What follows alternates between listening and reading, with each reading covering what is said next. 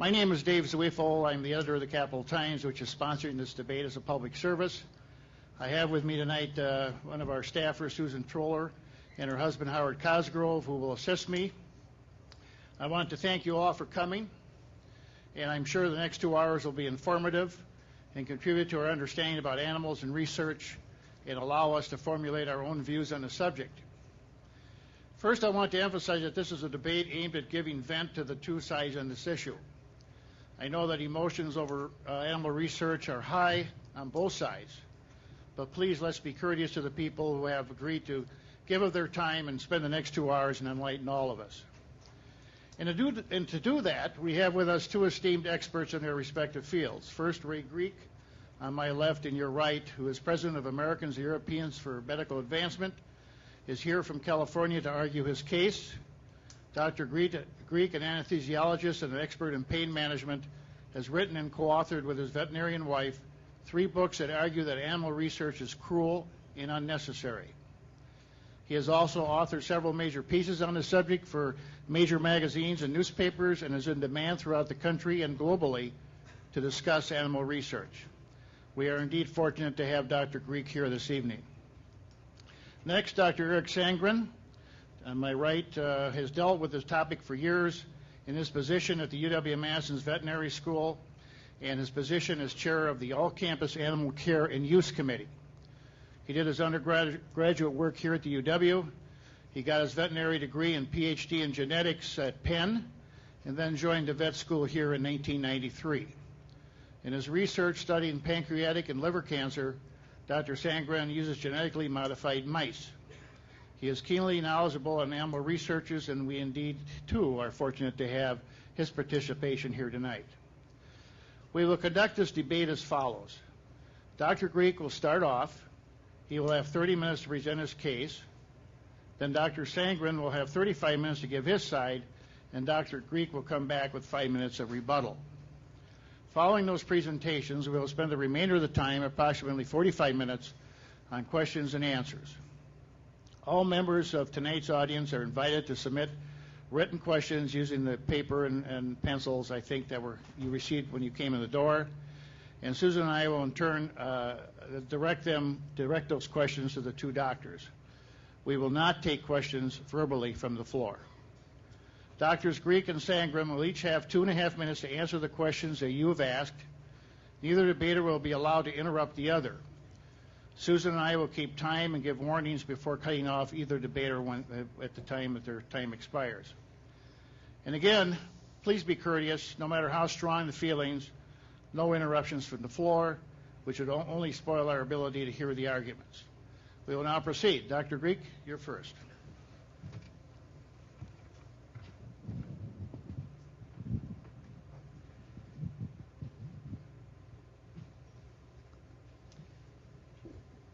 Is my microphone working? Everybody hear me okay? Does everybody want to hear me? I think that's probably the more pertinent question.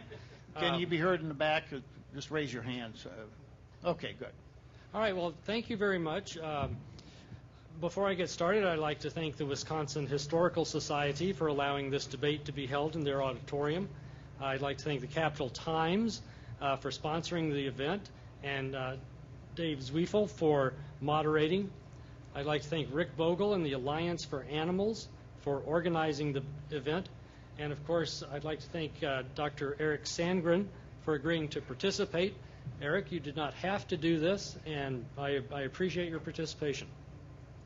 And finally, I would like to acknowledge and thank the National Anti-Vivisection Society, whose generous grant allows Americans for Medical Advancement to continue to function. Can everybody see the cartoon?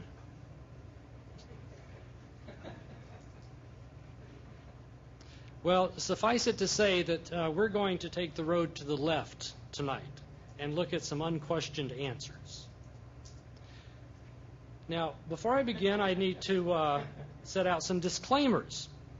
Number one, I cannot cover everything in one brief lecture, so please understand that there will be some necessary omissions. For the details and more information, I recommend the numerous references and books discussed on our website. Number 2, I am not here to convince you of a concept that may be totally foreign to you. Rather, I am here to ask you to question some old assumptions. We have been taught from high school on that animals must be used to ensure the safety of drugs and discover the cause and cures of disease. We respect our teachers and our mentors, like we should, and hence it is difficult for us to question some of what they taught us. But in scientific pursuits, before a claim can be established, it must be proven. There are many instances of the scientific community accepting a concept that later proved false or rejecting one that later proved true. Usually, such mistakes were corrected because a few scientists stayed true to the scientific method and accepted the evidence regardless of the consequences. The paradigm of science demands skepticism and is anti-authoritarian. Opinion does not count. Evidence counts. Before accepting a concept, scientists expect to see evidence, usually in the form of supporting documentation from the scientific literature. I will list on my slides, as I'm sure Eric will, references from the scientific literature supporting what the slide says. It is important to note that documentation, as is relevant to our discussion this evening, does not consist of anecdotes. One very impressive correlation, or even multiple correlations between animals and humans, is not scientific evidence of predictability. A multiplication of anecdotes does not equal evidence. It is still anecdotal. Rather, when trying to decide if a research modality, such as the use of animal models, is predictive for humans, one must produce data and studies that compare what the animal model revealed in many cases, many times, with what actually happened. For example, if one wishes to evaluate the animal model of testing drugs for their ability to cause heart attacks, one should look at drugs that caused heart attacks in humans and then look at the animal species that were tested and see what happened in them. If 5 animal species were tested and only 1 showed heart damage, it is incorrect to conclude that that animal model predicted heart attacks in humans. To focus only on one animal species in one test would be anecdotal.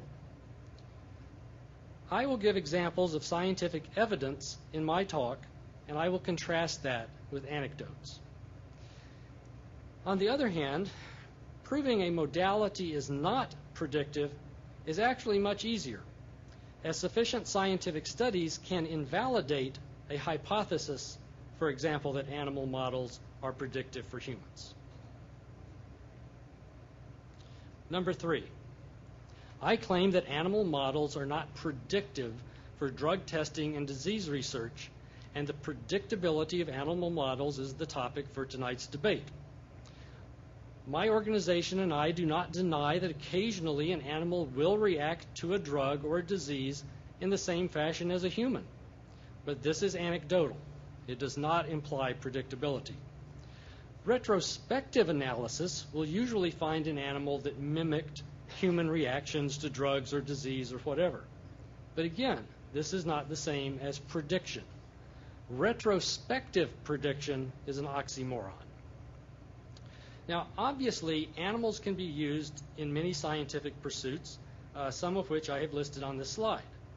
And again, obviously, humans and animals have things in common.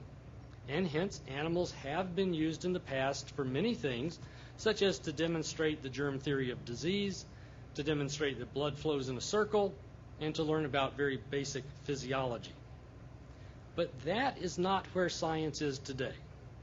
Today we are studying humans at the level where the differences between species outweigh the similarities. Claiming past successes justify current use is like using a canoe to travel across the Pacific Ocean. Yes, it was done at one time, but today we use airplanes. And lastly, Americans for Medical Advancement is in favor of anything that leads to cures or safer drugs. If animal models were predictive, we would not oppose them. We are not an animal advocate group. We accept funds from animal advocate groups and individuals, but we would gladly accept funds from the American Physiology Society or WARF if they offered to give us any. Our position is very straightforward. We reject the animal model as a predictive modality for humans while acknowledging their scientific viability in other areas. So, our debate tonight focuses on predictability, so I'd like to take a moment and define that word. I looked up various definitions in various dictionaries and so on, and I thought this was a very representative one. And I think I got this one from Wikipedia, actually. It says a prediction is a statement or claim that a particular event will occur in the future in more certain terms than a forecast. In a scientific context, a prediction is a rigorous, often quantitative, and this is an important term to remember, statement forecasting what will happen under specific conditions, typically expressed in the form, if A is true, then B will also be true. Now, outside the rigorous context of science, prediction is often confused with an informed guess or an opinion. Occasionally getting the right answer is not the same as predicting it. This is a little 2x2 table that anybody who has ever studied statistics is far more familiar with than they probably would like to be. But this is how we test a test. This is how we decide if the test actually does measure what it is we want it to measure. And there's little math formulas that we can go through, and we can calculate sensitivity and specificity and so forth.